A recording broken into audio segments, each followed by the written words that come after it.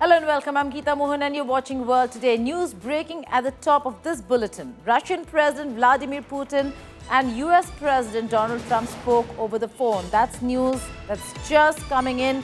Details are out. Kremlin spokesperson Dmitry Peskov confirmed that the telephone conversation took place and that Kremlin would be briefing. It was President Trump who announced on his social media platform Truth Social that he would be speaking to the Russian president. Now, the conversation between the two leaders lasted for almost an hour, it's being told. Putin noted Russia's readiness to continue the negotiation process with Ukraine. There's a lot of conversation on how to end that war, and Donald Trump wants to play peacemaker, broker a ceasefire between the two countries. Specific dates for the third round of talks in Istanbul were not discussed. We have a lot of details that are coming in, but all this when Putin told Trump that Russia will not back down from its goals to eliminate the causes of the conflict in Ukraine. That's what the aide of Russian President Ushakov said to the media. Putin had left earlier from a plenary session of the Strong Ideas for a New Time Forum in a hurry. He announced that he's going to have a phone call with the US President. Listen in to what he had to say while he was leaving the forum. Пожалуйста, не сердитесь, я понимаю, что мы могли бы и больше поговорить, но так неловко заставлять себя ждать, там сейчас обидеться еще. Спасибо вам большое, удачи. My colleague Pranay Upadhyay joins me for more on this. Pranay, big news. A Putin-Trump conversation over the Russia-Ukraine war, details of which have emerged. Explain to us, where is this headed? Certainly, it is heading toward the resolution of Russia-Ukraine war. But you know how this Russia-Ukraine war will end? This we do not know as yet, because the President Donald Trump and President Putin both had about an hour-long phone conversation in which Russia expressed the commitment for having a dialogue with the Ukrainian, but not resolving with any compromise per se. And also, he expressed that the process is going to be a bilateral thing. He has expressed his willingness to participate in the dialogue process, which is called the third round of the Istanbul dialogue process. But as far as the Ukraine issue is concerned, he expressed that he is not going to relinquish the land or going for any compromise. So certainly this leads to another chapter where we do not know that how it is going to end, and how President Donald Trump, who's so committed to end the Russia-Ukraine conflict and have a role of him in the mediation process, is going to pan out and logically conclude in it. So these are the contours of it. But when President Putin and President Trump had a phone call, they also spoke about the Iran conflict, the Middle East conflict process, and there also both agreed that there should be a dialogue process to end the conflict and reduce the tensions in the Middle East. Well, Pranay, thank you so much for these inputs, but stay on with us. There's another big story that we've been covering and tracking since yesterday, and that has to do with Prime Minister Narendra Modi's 5-country, 2-continent tour. Prime Minister Narendra Modi concluded the first leg of his 5-nation tour. He left Ghana for Trinidad and Tobago.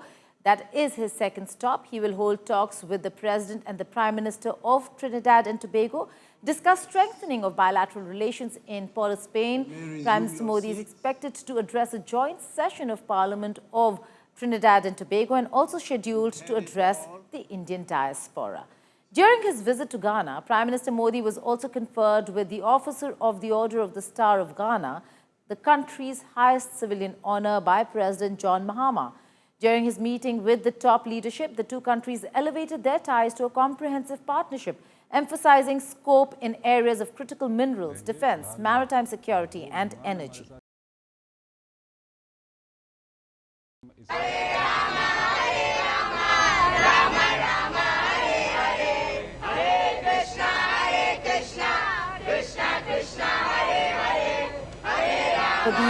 Being welcomed in Ghana, and the songs, the culture of India quite visible. Hare Rama, Hare Krishna, the music of Jai Ho, all of that and more. But he is now on his way to Trinidad and Tobago. What's going to happen over there? A lot of Bhojpuri, if I'm not wrong. Pranay, if I could bring you in on this one. A lot of Bihar Connect when he's going to be in Trinidad and Tobago. What's on the agenda? What is Prime Minister Narendra Modi really going to do? We saw a lot of connect, a lot of cultural ties that he emphasized on, and particularly democracy. What's he going to do now?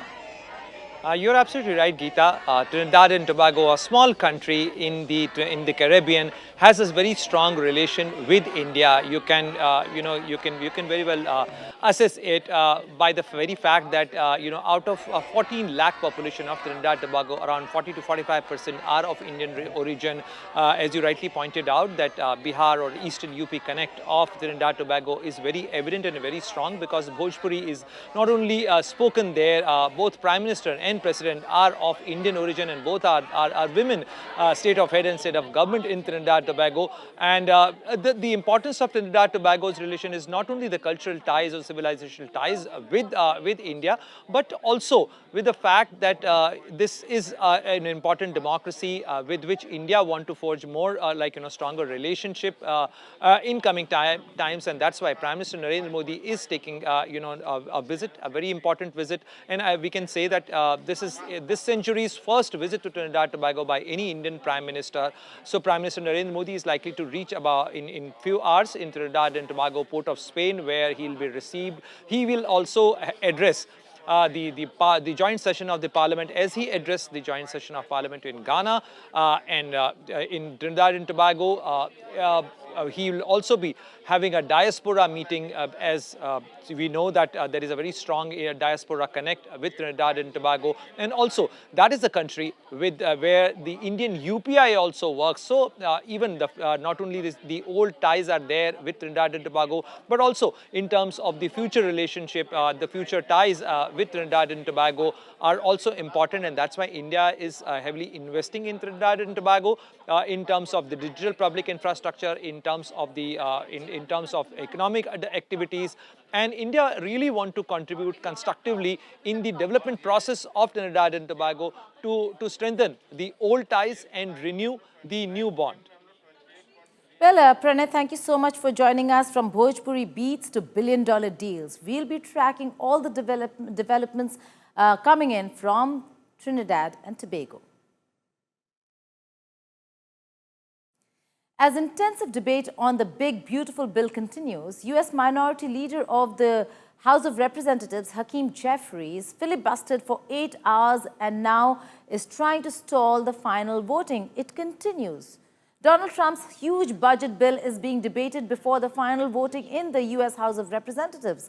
Democratic Minority House Leader Hakeem Jeffries used the magic minute before the final voting. Trump wants his big, beautiful bill passed by Friday, but the Congress is concerned over its impact on national debt and health care.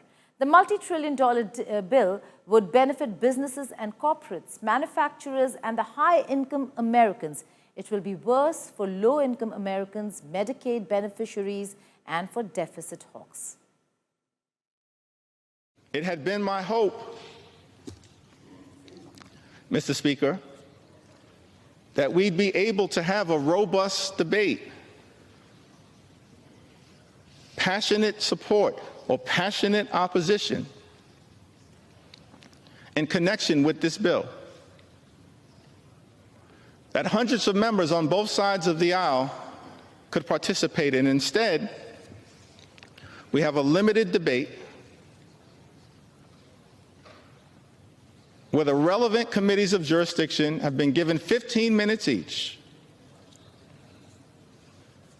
on a bill of such significant magnitude as it relates to the health, the safety, and the well-being of the American people. And because that debate was so limited, I feel the obligation, Mr. Speaker, to stand on this House floor and take my sweet time to tell the stories of the American people. And that's exactly what I intend to do. Well, that's the news that's just coming in. Big, beautiful bill debate continues. It's ongoing. Hakeem Jeffries, minority leader of the U.S. House of Representatives, is filibustering as we speak, not allowing voting to begin. It just seems like they're trying to stall the voting to ensure that the bill does not go through and then reaches the White House. The US President had earlier said that it is time that everybody votes for the bill, especially the Republicans. It would be ridiculous for the Republicans not to vote for this bill. But Hakeem Jeffries, and I quote him, says, "I will take my sweet time." Rohit Sharma, my colleague, joins me from Washington, D.C. Rohit, interesting. He used the magic minute and is filibustering as we speak. What happens to the bill? Well, look, this is one of those provisions that allows the minority leader to take the floor as long as he wants to. You rightly pointed out he could be going for a record here. I mean, the last record was set for 8 hours and 23 minutes, if I'm not mistaken. It was done by Kevin McCarthy in 2021. So this is a last-ditch effort to delay the bill. And meanwhile, on the parallelly, Democrats are calling their constituents to call some of the Republican congressmen to switch their votes. So I think this is last bit of posturing, so to say, trying to get some headlines out of the speech. But Republicans are confident. Speaker Johnson is very confident that they have the votes and they will be able to, table the bill as soon as Jeffries concludes his speech and get this bill to President's desk so that he could sign this on July 4th, as promised by President Trump. Well, again, there is a 4th of July deadline that the president has set. Not that it is a deadline after which the bill will cease to exist, but it's a deadline for President Trump. Do you think Jeffries will manage to ensure that that does not happen? Well, he can keep talking. It's for as long as he wants. I mean, last I checked, he's only had one loo break, so we'll have to wait and watch how he's able to do that. But I think, in all reality, I think the speech has to end at some point, Geeta. And I think you've got to, sort of look at the Republicans. And we always say this in Washington, D.C., that Republicans always fall in line. There were 4 big holdout votes up until midnight last night. And this morning, they were able to convince them, the White House were able to convince them to vote on the Republican line. So I think, it is a foregone conclusion at this point in time. He could delay it by another hour, 2 or 3 hours, but the bill will be passed and Donald Trump will sign it either tonight or tomorrow. Well, also, just quickly, Rohit, when the filibustering is happening, there's also a lot of engagement, backroom conversations and backroom channels that open up to ensure that those Republicans who had sided against the bill are talked back into not voting for the bill. Do you think that's what the Democrats are doing right now? They're trying. They definitely are trying, Geeta. And that's what happens in the clock room. You try to corner some of these holdout votes and try to convince them. But I think our understanding at this point is that President Trump has in the White House has convinced them of ensuring that their concerns are taken care of. Some will be taken care of by the executive orders, but Democrats are certainly hoping that if they could, make it more difficult for Republicans to pass this bill, I think that would be a win for them. But as I said, I think they've lined up all the votes, they've counted the numbers multiple times, and as soon as the bill is tabled, it will definitely pass today. Right, Rohit Sharma, thank you so much for joining me. You keep a tab on what's happening there in the House, and we'll keep dipping into you as and when news breaks. Thank you. Hamas and Israel staked out their positions ahead of expected talks on a Washington-backed ceasefire proposal, with the Hamas suggesting it was open to an agreement, while the Israeli Prime Minister Netanyahu vowed that there will be no Hamas in post-war Gaza. Israeli Prime Minister Benjamin Netanyahu was speaking at the Europe-Asia Pipeline Company Limited facilities in Ashkelon, warned that Israel would completely eliminate Hamas and that there will be no Hamas-tan. I'm telling you, there will be no Hamas. There will be no Hamas-tan. We are not going back to that. It's over. We will free all our hostages. Oh, come on. How can you say that? Those are 2 conflicting goals. What nonsense. It works together. We will accomplish it together. contrary to what people say. We will eliminate them completely. His remark comes day after US President Donald Trump announced that Israel agreed to a 60-day ceasefire plan in Gaza. Netanyahu's stern statement came as the Hamas said it was considering a new proposal for a ceasefire. In a statement, Hamas said its aim was to reach an agreement that would stop the war and lead to Israel withdrawing its forces from Gaza.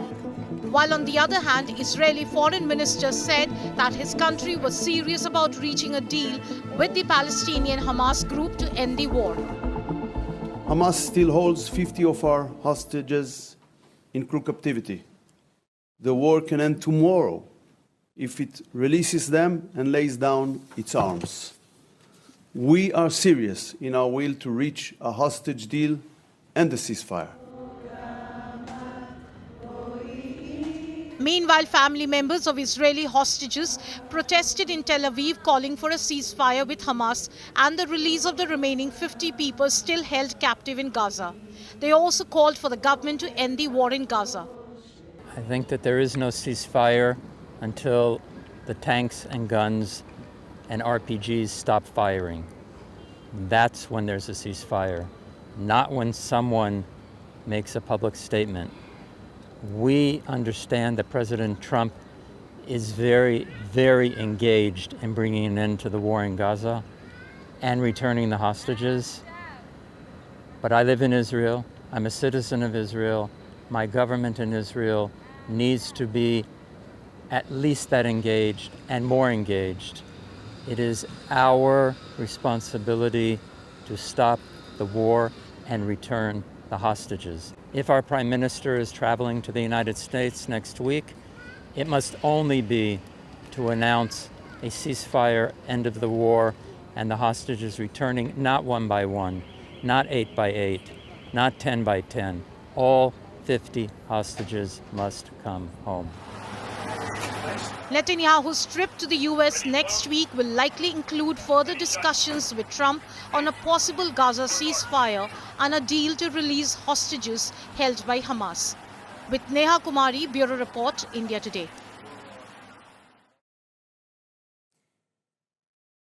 While the Israeli Prime Minister has rejected any proposal by the United States of America for a ceasefire, the humanitarian crisis in Gaza continues.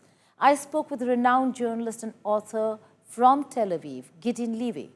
And this is what he had to say about what Israel is doing in Gaza. Listen in. The one who is accountable to this is a criminal of war. And those are the decision makers of Israel, from the prime ministers through the heads of the army. It's not only about food, it's also about medicines. People are dying by dozens because of lack of medical treatment and lack of medicine. They are dying because Israel is bombing the hospitals in Gaza with all kinds of excuses. Most of them are based on lies.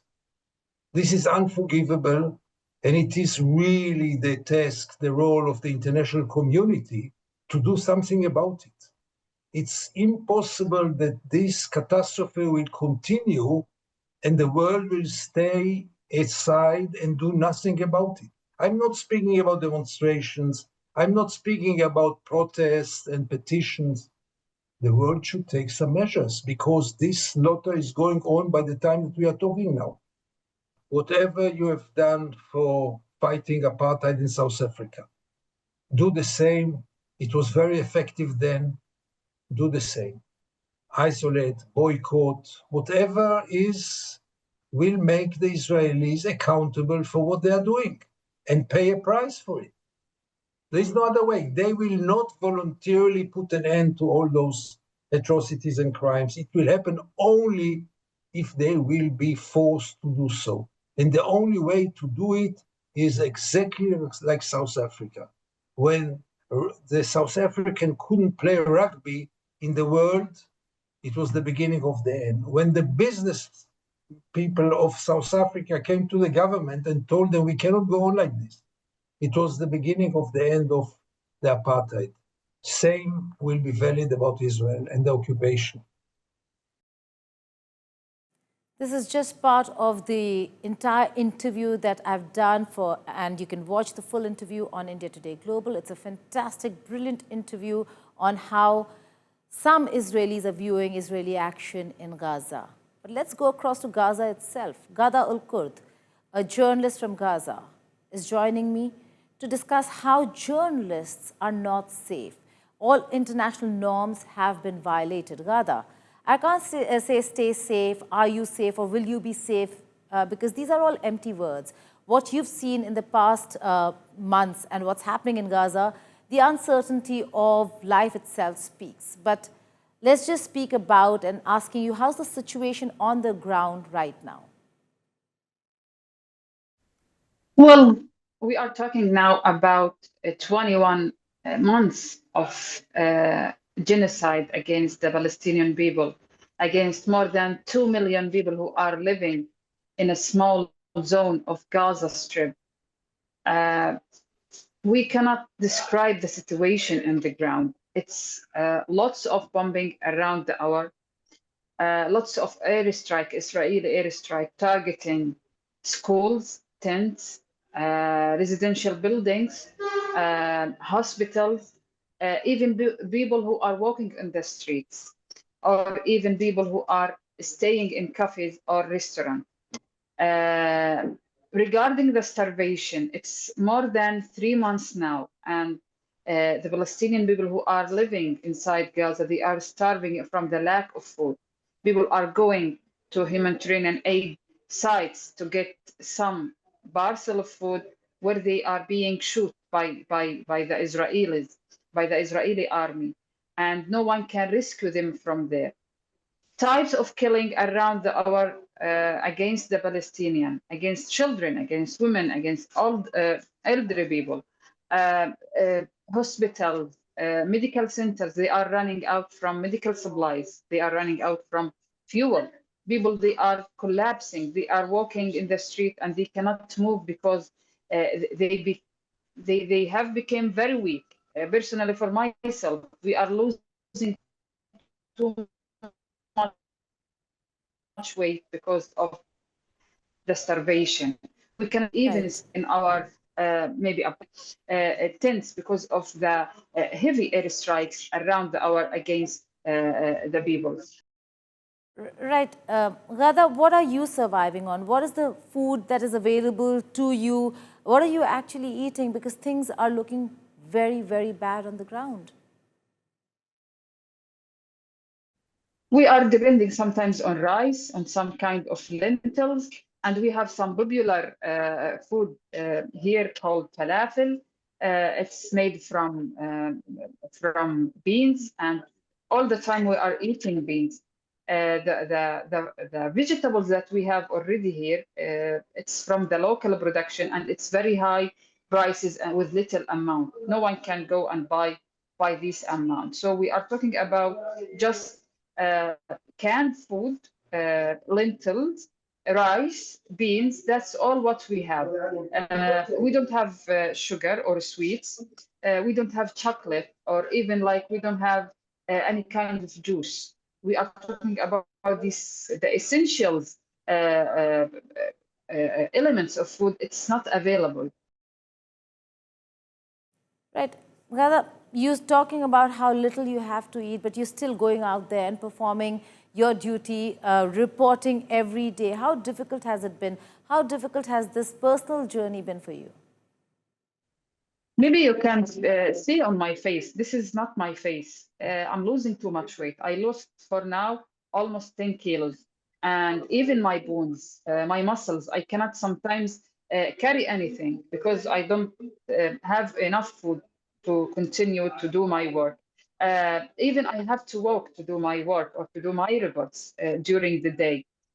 Sometimes I don't have way of transportation to go because the fuel is we have shortage in the fuel here, and taxis or cars, they are using the fuel all the time. So I have to walk. Sometimes it needs me like 1 hour to go for my office, which needs sometimes 10 minutes because it takes me too much to walk under the sun heat. But still, I can have like small pieces of sandwiches, and which is, as I told you, it's a popular food here in Gaza, made from lentils, from beans, and which is unhealthy.